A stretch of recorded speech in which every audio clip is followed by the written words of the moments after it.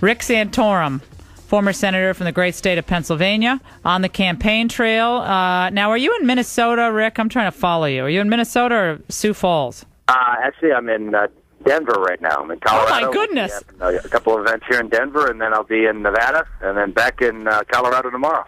Oh, my goodness. I'm trying to track you from this morning on Fox I was and in Friends. Minnesota yesterday. Oh, my goodness.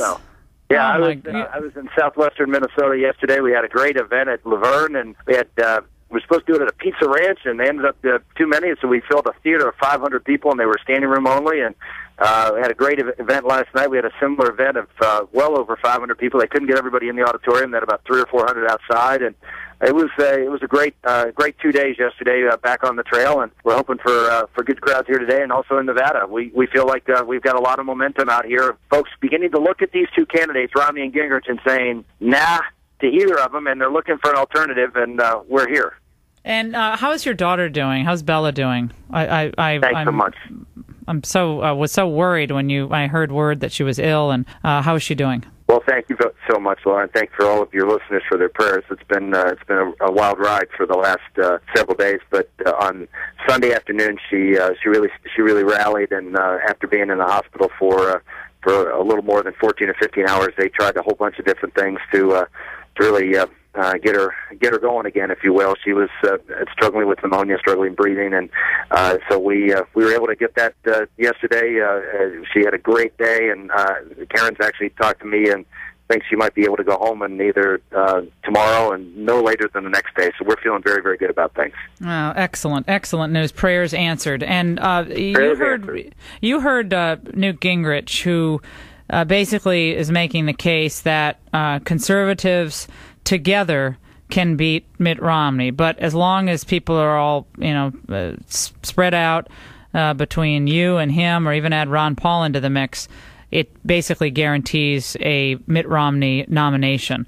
What's your response to that? I mean, the pathway forward for you versus the pathway forward for him. If you came together in a united front, I think a lot of people would rally to both of you and say, yeah, no one's perfect, but these two are pretty close together.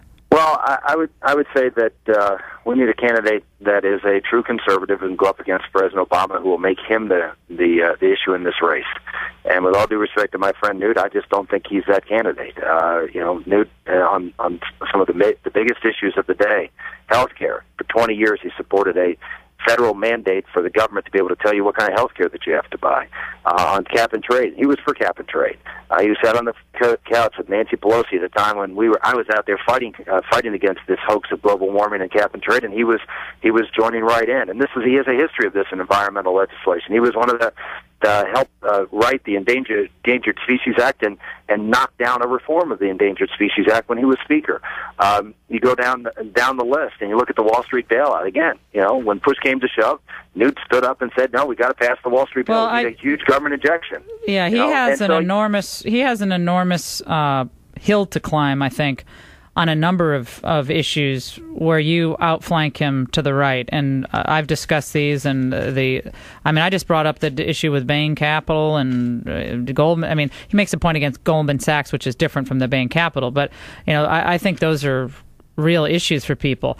Nevertheless, beyond that, the polls are what they are. And in Florida, Romney's at 39, Gingrich is at 31, you're down at 15, and nationally, Insider Advantage and other Suffolk University polling has you at third and sometimes fourth.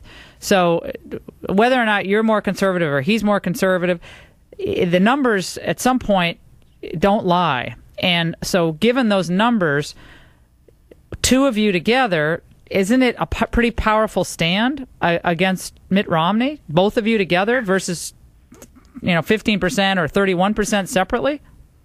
I would just say this, that Newt Gingrich went into Florida with all the momentum, a big lead, and money, and the ability to go out and do what he said he could do, which is defeat Mitt Romney. And he didn't. In fact, he's not done well at all. We'll see what the numbers are. I decided to let those two guys have at it, and I think and not spend all my resources. We're running a very efficient conservative campaign. I'm not millions of dollars in debt, which I know Newt is. I'm running a campaign where we're deploying our resources smartly and effectively to pick up the delegates we need to build momentum in this race.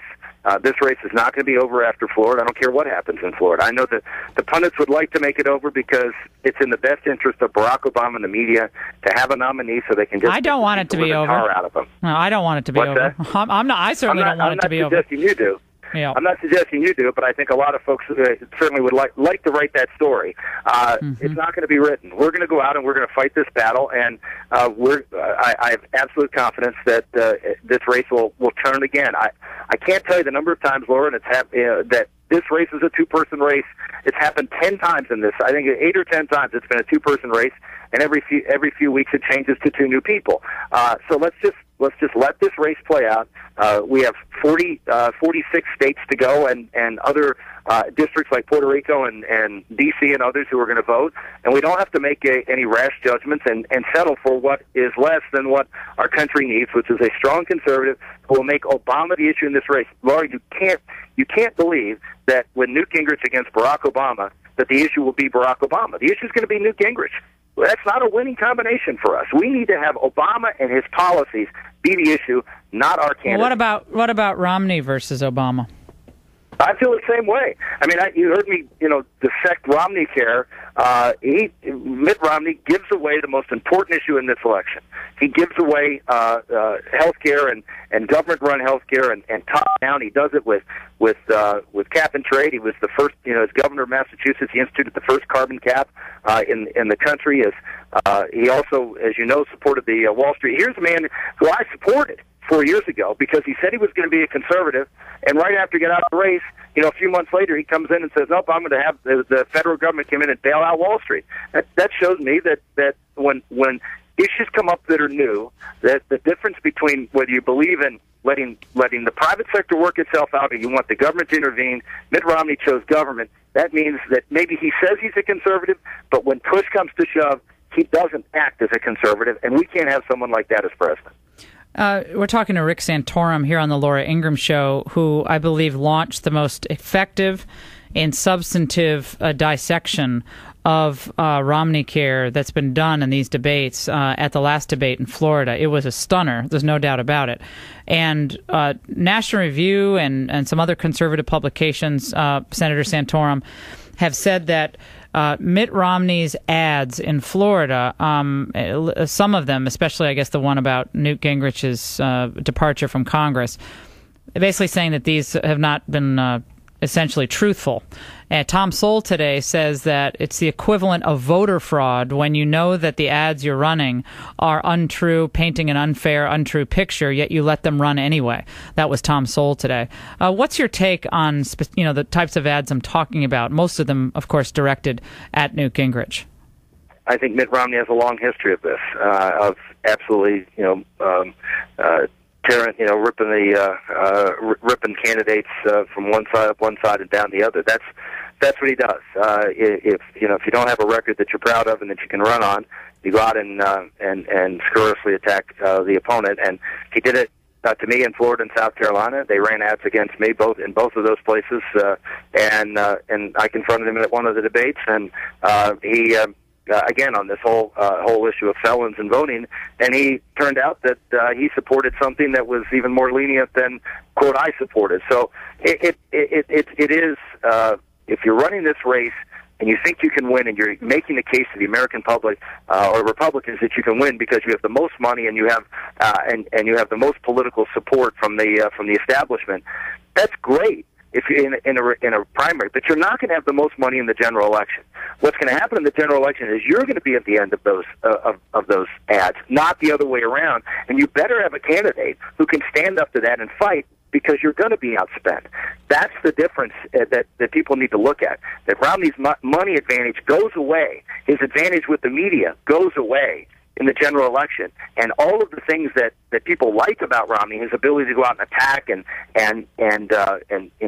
stand up and raise money and do those sorts of things, those advantages all go away. And what you have to focus in is who is the conservative who can stand up and wither those and stands to those withering attacks and then counterpunch effectively to the president. That's what we bring to the table that Romney simply cannot do. Someone brought this up to me over the weekend, and I was curious about what you thought. There is a new sense that, well, Republicans, they don't really connect with average Americans, and I guess maybe some of them are focusing on Romney's wealth or something. And now there's a new poll out that says that Obama understands the problems of average Americans very or fairly well. 55%. Only 41% say he understands people problems, blah, blah, blah. Only 4 in 10, 39%, give Romney high marks for understanding the problems of average Americans. So 55 to 39 for Romney. And you, Rick Santorum, are hitting the issue of manufacturing, which I think it goes to the heart and soul of America's vibrant middle class and the erosion of it. Is that a decision you made, understanding Romney's vulnerabilities? I understand not just Romney's vulnerabilities, but I understand what folks out there who feel like they're paddling alone in the economy today are feeling. They're feeling like nobody understands their problems. You have blue collar unemployment 2.5 times the rate of white collar unemployment, and you have real dire concerns out there. And no party's talking about, all Obama wants to talk about is what food stamps he can give you or what housing benefits he can give you. He's not talking about creating free colleges, free college tuition. Well, it's all the dependency stuff, and that's not what people are looking for. People are looking for someone who's going to create an atmosphere where the private sector can grow and prosper and hire them, and so they can move up the ladder of success. And in particular in the areas where their skills are, which is in the manufacturing and processing sector of the economy. And so, yes, it was not just Romney's vulnerability, it's Obama's vulnerability. He started out a State of the Union address on this. Why? Because he knows Reagan Democrats, those blue-collar Democrats in Michigan and Ohio, and by the way, with this poll out in Ohio yesterday, it has me ahead. A poll out in Missouri that has me ahead. We're doing okay. We're connecting out there, and you give us a chance, we'll win this thing. I love it. I love it. Hey, this is a really important question, Rick. Not just you're barnstorming the nation, but will you sing anything for us today? You had Obama singing, Al Green, Romney singing a patriotic song yesterday in Florida. Newt Gingrich today on our show said he would not sing. He's not a very good singer, and it's kind of silliness. How about you? Will you sing anything? I sing lullabies to my kids. And if you can catch me on YouTube on that's about all I do. And I sing at church. So those are my two things. Well, yeah, I think we don't need to turn this into American Idol, but I just when Romney started singing yesterday, I thought we really do need Simon Cowell in the mix here. Rick Santorum, it is so great to talk to you. We think you did a smash-up job in that last debate, and we're so glad your daughter's on the road to recovery, and just thanks for what you're doing out there. We really appreciate it. Thank you, Laura. Really appreciate all the opportunity you give me to be on the program, and thanks again to you and everybody for their prayers for Bella. Absolutely. You're listening to your Healthy Radio Addiction, ready to close it out.